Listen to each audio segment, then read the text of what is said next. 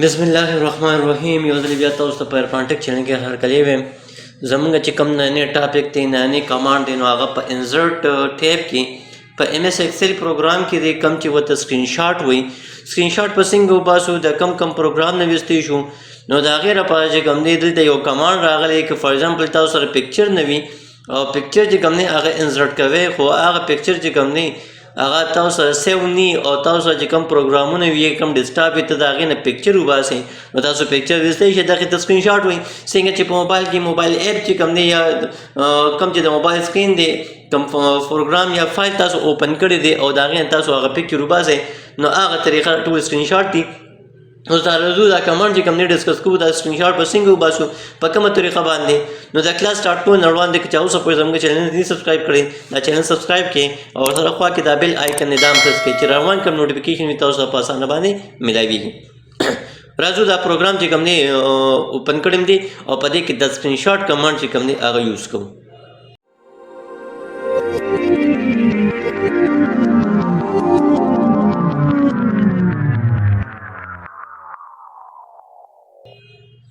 نو لحاظ داسې کار به وکړم چې زه به راشم وینډو لوګو آر به پرس کړم، ایکسل پروګرام یا پاور پوینټ یا چې کوم دی وټ ایور چې هر یو فایل وي هغه تاسو اوپن کوئ. فار ایگزامپل زه رالم ما وینورډ واخیستو او د وینورډ نه بعد کې دا مې اوپن کړو، دلته رالم ایکسل ته راوړېدم. اوس د وینورډ چې کوم سکرین شاټ دی یا د وینورډ چې کوم فایل دی د هغې نه زه پکچر وباسم. نو څه به کوم، سمپل را به شم انزرټ او په انزرټ کې دلته دا سکرین شاټ دی، په دې باندې به کلیک کړم او چې کله په دې باندې زه کلیک کړم نو دې ځای کې دا سکرین کلیپینګ دی، دا کوم سکرین کلیپینګ دی د دې نه چې کوم دی دا زه کوم سکرین کلیپ باندې ما کلیک کړ او ډایرکټ ما ته چې کوم دی دا ورډ هغه کم فایل دی هغه ما ته چې کوم دی ډسپلی شي. زه به د دې ځای نه چې کوم دی هغه پکچر والیم. فار ایگزامپل زما دا یو پکار دی چې څنګه زه کلیک کړم هغه پکچر اټومیټیکلی د هغې چې کوم دی د هغې نه پکچر وځي، د هغې فایل نه د هغې پروګرام نه د هغې نه موږ سره چې کوم دی هغه پکچر وځي او هغه پکچر دلته موږ ته چې کوم دی مخامخ په دې پروګرام کې هغه ډسپلی شي. اوس دلته رایم دا زما چې کوم دی دا پروګرام فایل چې کوم هغه ړومبې ریبن دی، ټایټل بار دی، کیپشن بټن دی، کویک ایکسس ټول بار دی، هغه ټول شیپ چې کوم دی هغه ما ته انزرټ کړم.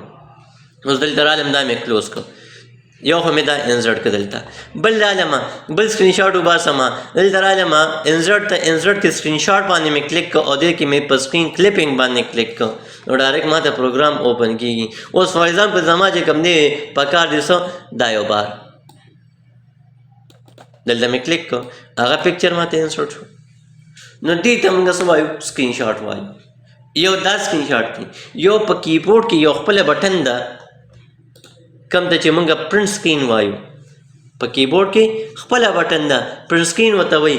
هغه چې کله تاسو پریس کړئ او بیا راشئ هر یو پروګرام کې چې ولاړئ او هلته تاسو کنټرول وي یعنی پیسټ هم ووخو تاسو ته به د هغې پروګرام نه هغه پکچر وځي. دا برنې دوه فایل و که نه، دا ما ځان ډسپلی کړو او ما ډایرکټ چې کوم دی پرنټ سکرین و نو ما ته د پروګرام نه د دغې سیم پروګرام نه کوم چې ایم ایس ورډ والا دی د هغې نه پکچر وویستو او په کنټرول وي باندې ما ته چې کوم دی دلته په سکرین باندې په دې پروګرام کې دننه چې کوم دی هغه ډسپلی کړو. نو دا پکې سکرین شاټ دی، دا پکې څه دی، دا پکې سکرین شاټ دی. یو پکې بل شي، یو پکې بل پروګرام دی، پروګرام سره وینډو لوګو بټن باندې به پرس کړئ او دلته به ولیکئ سنیپ، چې کله سنیپ ولیکئ سنیپینګ ټول به راشي. اوس دلته راشه چې کوم یو نه پکچر تو باسئ، خو دا بای ډیفالټ تا ځان سره په ایز ا پی این جي ایز ا جے پی جي فارم کې چې کوم دی هغه سیو کړئ. نو دا زمونږ نانی کمانډ انشاءالله روان کلاس کې به نیو کمانډ ډسکس کوو. تر دې اجازه راکړئ، د الله په امان.